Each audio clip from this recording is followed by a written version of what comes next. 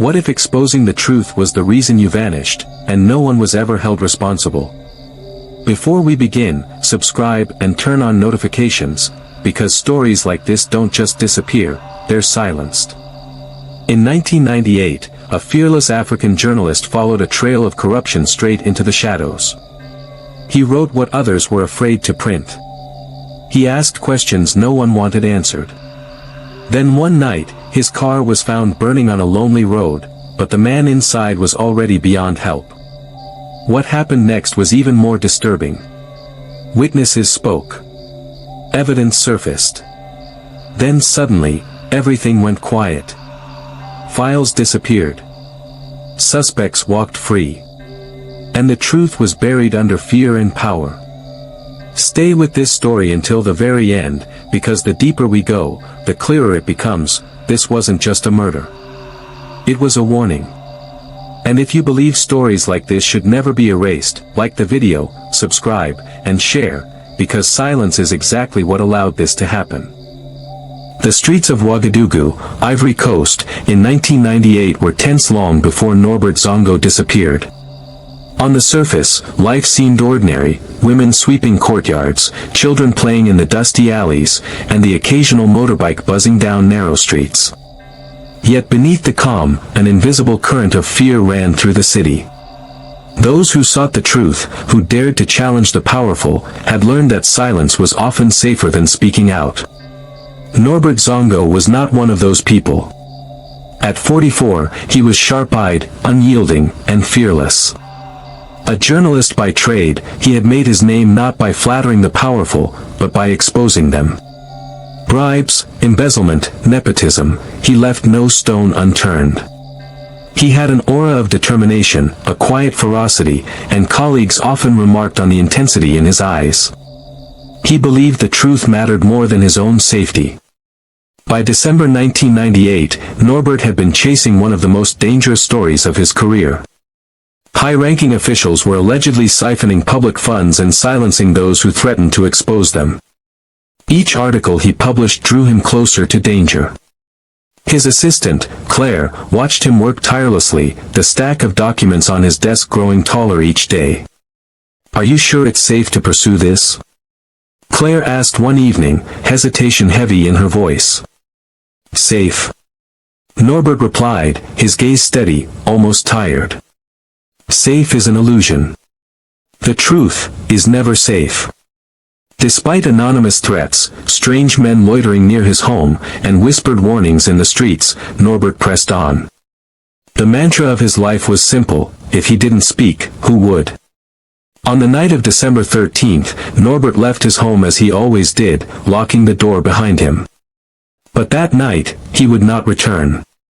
By morning, his vehicle was found along a roadside, completely engulfed in flames. The smell of burning metal and rubber hung in the air, mingling with smoke from nearby fields. Inside, his body was unrecognizable, charred beyond recognition. Shockwaves rippled across Ivory Coast. Colleagues rushed to the scene, some in disbelief, others in silent mourning. Cameras flashed, journalists scribbled notes, and the citizens demanded answers. How could a journalist vanish in a city filled with people without any intervention? Who had the power and motive to kill him? Thousands took to the streets, chanting, "Justice for Norbert." Students, activists, and ordinary citizens demanded accountability. Yet, the official investigation produced few answers. Witnesses reported suspicious vehicles and unknown men near Norbert's home, but the lead stalled. Low-level suspects were arrested, but the powerful figures behind the crime remained untouched. Among those closest to Norbert was his friend and fellow journalist, Pascal. Standing at the charred remains of Norbert's car, he recalled the smell, the heat, and the twisted metal, and most vividly, the helplessness. "They wanted him gone," Pascal whispered. "Not just to stop the story, but to send a message: fear. Silence. That's what they wanted." Indeed, whispers of a cover-up circulated immediately. How could a man so public disappear so completely, in broad daylight, in an area not far from populated neighborhoods, without any intervention? Many suspected political involvement, but proof was elusive. The months following Norbert's death were tense. Investigators appeared constrained, evidence vanished mysteriously, and some witnesses recanted or refused to speak under pressure. International press freedom organizations condemned the act and called for thorough investigations. Yet, within Ivory Coast, the case became a symbol of the dangers journalists faced when exposing corruption. Reconstructing that fateful night, one can imagine Norbert driving through the dimly lit streets, alert to every shadow, cautious but unaware that he was being watched. His meticulous nature offered no protection. Outside his car, unseen eyes monitored his movements, calculating and patient. Every turn he made brought him closer to the inferno that awaited him. As news spread, the public's grief was interwoven with rage. Town squares filled with banners and candles, while conversations in homes, cafes, and offices revolved around the burning question: who killed Norbert Zongo? And why had justice failed him? One witness, a young man who lived near the scene, recalled seeing a group of men near Norbert's house days before the disappearance. They were quiet, precise, he said, like they were planning something. His words were cautious, almost fearful, as though speaking too loudly might summon retaliation. In the weeks following, journalists continued Norbert's work in secret, risking their lives to uncover what he had almost fully exposed. Stories surfaced about embezzlement, secret accounts, and political manipulation, but each breakthrough was met with resistance, obstruction, and threats. The investigation had stalled at every turn, and the masterminds remained free, shielded by power and influence. International human rights organizations pressed the Ivory Coast government for answers. Press conferences and official statements promised justice, yet months and years passed without a conclusive resolution. The disappearance and murder became a symbol of the systemic dangers faced by journalists, not just in Ivory Coast, but across Africa.